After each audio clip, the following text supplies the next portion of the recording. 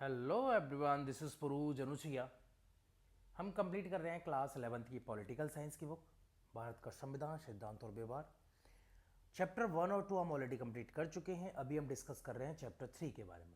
Chapter 3 का नाम है चुनाव और प्रतिनिधित्व। क्लियर है? तो हम निर्वाचन आयोग के बारे में बात कर रहे थे, है ना। निर्वाचन आयोग के बारे में बात कर चुके थे पिछले लेक्चर्स तक हम। ये अरे कहाँ गया, ये पूरा ही, है ना। स्वतंत्र निर्वाचन आयोग, इसके बारे में हम चर्चा कर चुके थे।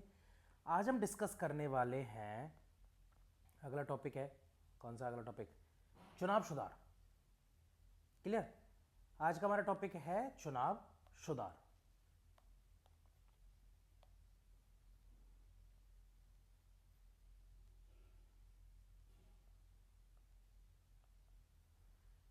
क्लियर? चलिए स्टार्ट करते हैं। चुनाव सुधार के बारे में। चुनाव की कोई प्रणाली कभी आदर्श नहीं हो सकती, ऑब्वियसली। इतने सारे लोगों का चुनाव कराना होता है तो कहीं ना कहीं थोड़ा बहुत तो होती है, उसमें अनेक कमियां और सीमाएं होती हैं।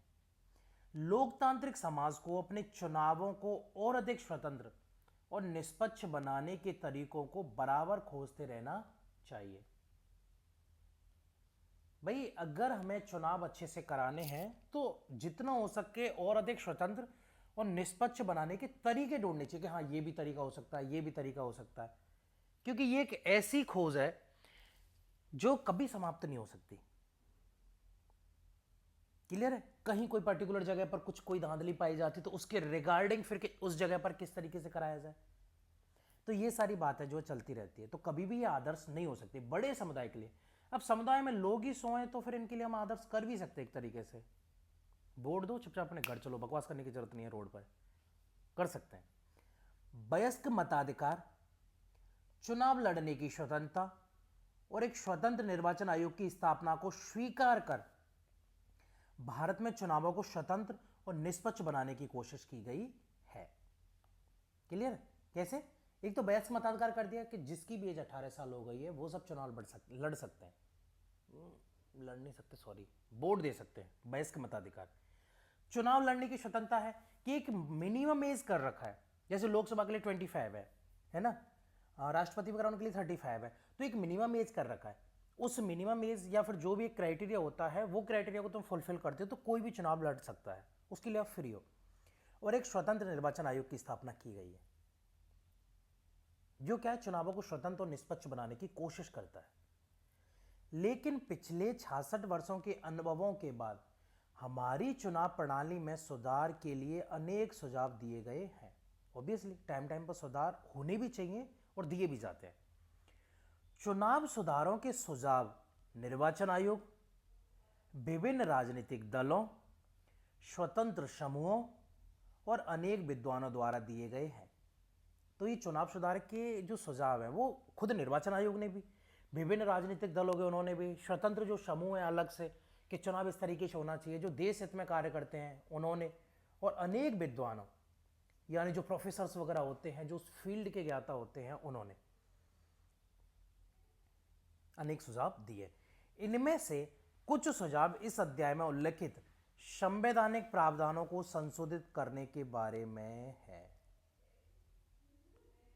क्लियर?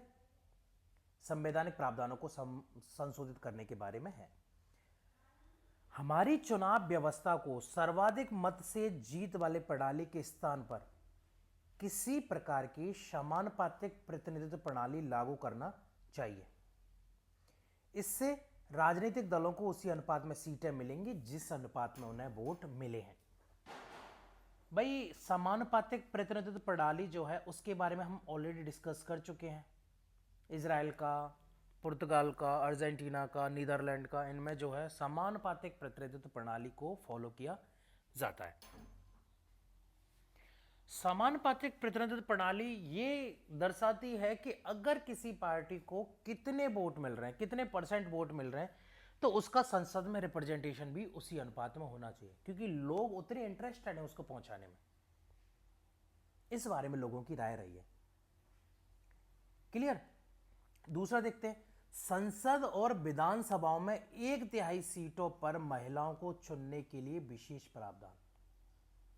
यानी जो वीमेंस हैं उनका रिप्रेजेंटेशन जो है बहुत कम है, तो उनका रिप्रेजेंटेशन बढ़ाना बहुत जरूरी है। उनका रिप्रेजेंटेशन बढ़ेगा तो जो है वो और ब्रॉड माइंड से, क्योंकि फीमेल जो है, वीमेंस जो है वो वीमेंस की तरीके से सोच सकती है, तो उससे क्या डिसीजंस में विविधता रहेगी। विविधता के डिसीजंस बहुत ब्रॉड तरीके से डिसीजंस लिए जाएंगे, एक संकुचित सोच के साथ डिसीजंस नहीं लिए जाएंगे। तो इस वजह से वीमेंस का 1/3 सीट यानी कि 30% जो है रिप्रेजेंटेशन होना जरूरी है। ऐसे प्रावधान आएगा। अगला है चुनावी राजनीति में धन के प्रभाव को नियंत्रित करने के लिए अधिक कठोर प्रावधान होने चाहिए, क्योंकि जो धन का जो सर्कुलेशन होता है ना, पैसों का सर्कुलेशन होता है चुनाव के टाइम पे बड़े ही खतरनाक तरीके से होता है। तो इसको जो है कंट्रोल करने के लिए कठोर नियम बनाने चाहिए, प्रावधान करने चाहिए। सरकार को एक विशेष निधि से चुनावी खर्चों का भुगतान करना चाहिए। यानी क्या करना चाहिए, सरकार को कोई एक विशेष निधि होनी चाहिए, उससे चुनावी खर्चों का भुगतान करना चाहिए।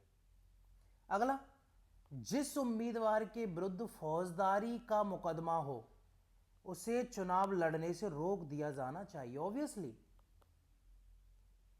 क्रिमिनल रिकॉर्ड जिसके ऊपर हो उसे चुनाव लड़ने नहीं दिया जाना चाहिए, क्योंकि तुम आज पावर में नहीं हो उसके बावजूद तुम दूसरे के दम पे ही ऐसे क्राइम कर रहे हो। तुम खुद पावर में आ जाओगे तो फिर तुम ज्यादा क्राइम करोगे ऑब्वियसली। भले ही उसने इसके विरुद्ध न्यायालय में अपील कर रखी हो, उसे कोई फर्क नहीं पड़ना चाहिए कि उसने कहाँ जो है वो कहाँ का डिसीजन, मतलब उसने न्यायालय में जो है अपील कर रखी, उसके बावजूद अगर मुकदमा चल रहा है तो उसे चुनाव लड़ने नहीं दिया जाना चाहिए। ये निर्वाचन आयोग को करना चाहिए इस बारे में।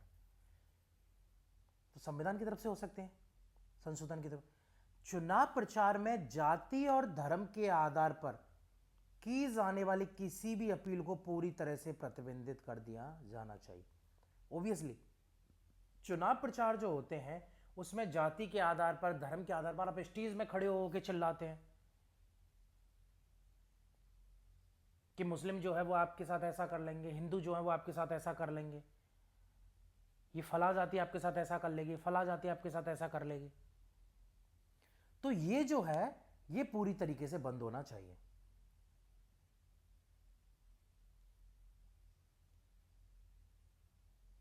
क्लियर। और जो होती है ना कि किस तरह की राजनीति कहेंगे से आप मुझे कि मतलब अगर ये पार्टी जीतती है तो ये आपके मंगलसूत्र को छीन लेगी, 2 घर है तो आपका 1 घर छीन लेगी। कुछ भ्रांति टाइप की जो है चुनाव प्रचार या फिर इस तरीके का है ना, तो इस तरीके का भी प्रतिबंध लगना चाहिए जब वो कोई भी पार्टी कर रही हो। इस बात से फर्क नहीं पड़ता कि वो सत्ता वाली पार्टी या फिर विपक्ष पार्टी है, मतलब फिलहाल तो कोई सत्ता वगैरह नहीं होती, लेकिन हाँ जो रिसेंटली सत्ता में रही है। अगला, राजनीतिक दलों की कार्यप्रणाली को नियंत्रित करने के लिए तथा उनकी कार्यविधि को और अधिक पारदर्शी और लोकतांत्रिक बनाने के लिए कानून होना चाहिए। यानी राजनीतिक दल हैं वो किस प्रकार से कार्य कर रहे हैं, उनकी कार्यप्रणाली क्या है, उसको कंट्रोल किया जाए, उनकी कार्यविधि को और अधिक पारदर्शी और लोकतांत्रिक बनाया जाए, उसके लिए कानून होना चाहिए। अंदर ही अंदर गुटरगू चलती है वो नहीं होना चाहिए।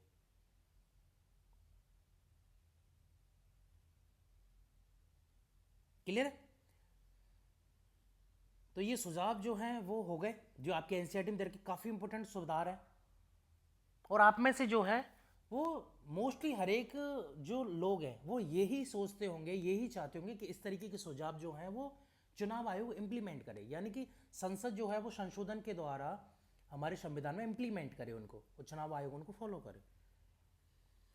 ये कुछ सीमित सुझाव हैं, इन सुझावों पर कोई आम राय नहीं है, लेकिन यदि उन पर आम राय बन भी जाए तो भी कानून और औपचारिक प्रावधान एक सीमा तक ही कारगर हो सकते हैं।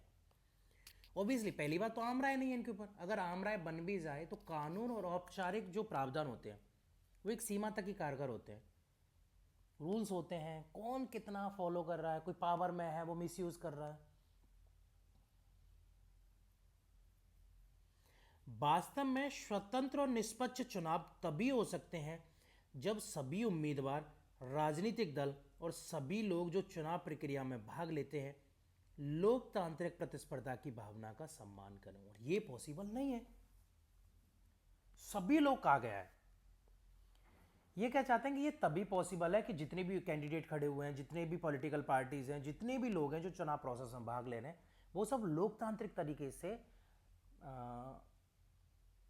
उस खेल को खेलें। खेल के इन दी सेंस कि जो चुनावी प्रोसेस है वो लोकतांत्रिक तरीके से उसको फॉलो करें।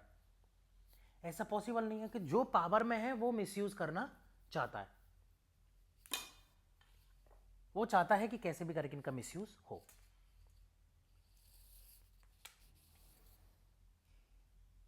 क्लियर है? कानूनी सुधारों के अतिरिक्त दो और तरीके हैं जिनसे यह सुनिश्चित किया जा सकता है कि चुनाव जनता की अपेक्षाओं और लोकतांत्रिक आकांक्षाओं को व्यक्त करते हैं। ठीक है, दो तरीके और है। कौन कौन से? पहला तो यह है कि जनता को स्वयं ही और अधिक सतर्क रहना चाहिए, कि जनता जो है वो पहले से और अधिक सतर्क रहे तथा राजनीतिक कार्यों में और सक्रियता से भाग ले। यानी जो पॉलिटिकल कार्य वगैरह होते हैं कि सरकार को बनाना है, चुनाव लड़ने हैं, या नहीं चुनाव लड़ने, वोट देना है, किसको वोट देना है, कौन देश के हित में है, क्या है, कैसे, तो लोग जो है वो पॉलिटिकल कार्यों में एक्टिव रूप से भाग लें, है ना ये। लेकिन आम आदमी के लिए नियमित रूप से राजनीति में भाग लेने की अपनी सीमाएं हैं। बिल्कुल ऑब्वियसली बहुत सारे काम होते हैं। इसलिए यह जरूरी है कि अनेक राजनीतिक संस्था और राजनीतिक संगठनों का विकास किया जाए जो स्वतंत्र और निष्पक्ष चुनाव सुनिश्चित करने के लिए पहरेदारी करे। ठीक है, पहला क्या होगा, या तो जो आम जनता है वो खुद ही एक्टिव रहे, वो उतना पॉसिबल है नहीं क्योंकि और भी सारे काम होते। तो क्या है, अनेक राजनीतिक संस्थाएं या राजनीतिक संगठनों का विकास किया जाए जो स्वतंत्र और निष्पक्ष चुनाव की पहरेदारी करे, उसको सुनिश्चित करे कि हाँ अच्छे से हो रहे। वो जो है वो लोकतांत्रिक तरीके से कार्य करनी चाहिए। वो जो संस्था बनाई जाएगी, जो संगठन बनाया जाएगा, वो लोकतांत्रिक तरीके से कार्य करना चाहिए। तो चलिए फिलहाल के लिए इतना ही। आपका चैप्टर कंप्लीट होता है, आगे हम फिर आएंगे आपके लिए अगला चैप्टर लेकर। तब तक के लिए thank you and stay tuned with my YouTube channel.